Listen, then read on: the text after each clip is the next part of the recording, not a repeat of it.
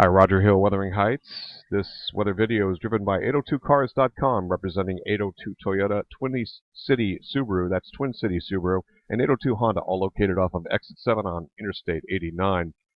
Hope everyone is enjoying their wonderful Saturday morning. It's going to be a beautiful stretch, it looks like, right into Sunday night. Humidity levels are going to be very slow to work into the region. We have drier air in place here, kind of leftovers from a trough of lower pressure that brought some cooler Canadian air that's now modifying. These are dew point temperatures. You can see that convective available potential energy.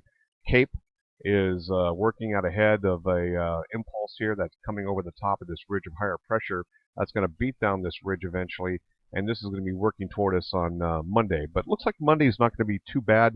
However, a fairly active weather period starting about Monday night into probably Thursday morning, setting up across the northeast United States, where we could really start to catch up on our rainfall at that point in time. And you're also looking at dew point temperatures here. You can see generally in the 50s.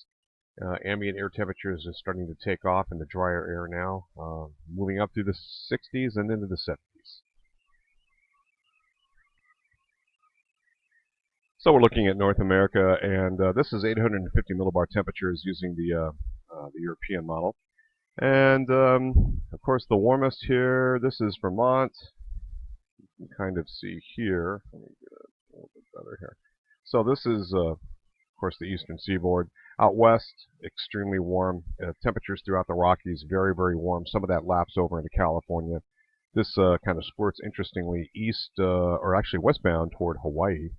But let's run the computer models, and these are 6-hourly panels. So you can see some of that heat kind of squirts into the Great Lakes, and then eventually it heads toward Vermont here. Now this is, let's see, valid time is about 5 p.m.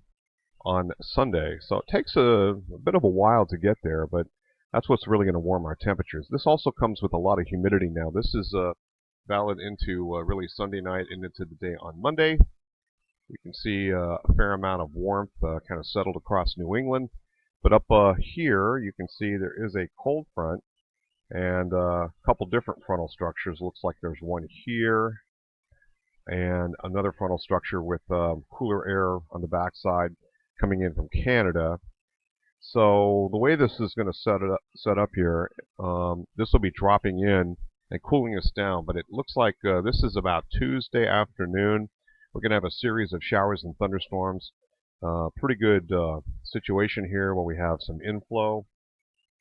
The inflow working around what will be probably the Azores high, almost a Bermuda high, coming up the eastern seaboard, and kind of a series of different frontal systems kind of working across the region.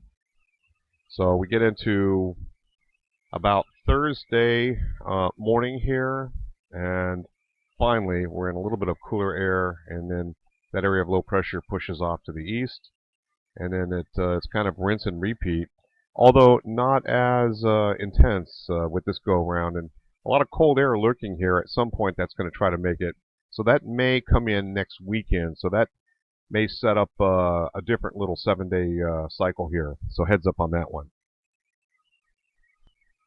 European model meteogram shows max temperatures easily into the 80s. Again, we're talking temperatures approaching 90 degrees. This is centered on Barre Montpelier.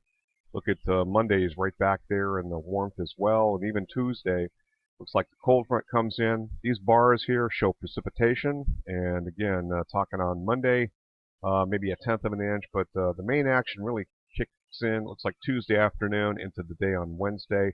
And by Thursday morning, potentially in the Montpelier area, a total of 1.8 inches. I've been watching this get whittled down, so this might be a little bit less as you get closer in time, but still probably better than an inch, I'm expecting. And then temperatures are going to cool off a little bit. We're talking highs probably low 70s, and then we'll start to see those temperatures come back up into the upper 70s to around 80 degrees by the time we get toward next weekend. Roger Hill, Wuthering Heights.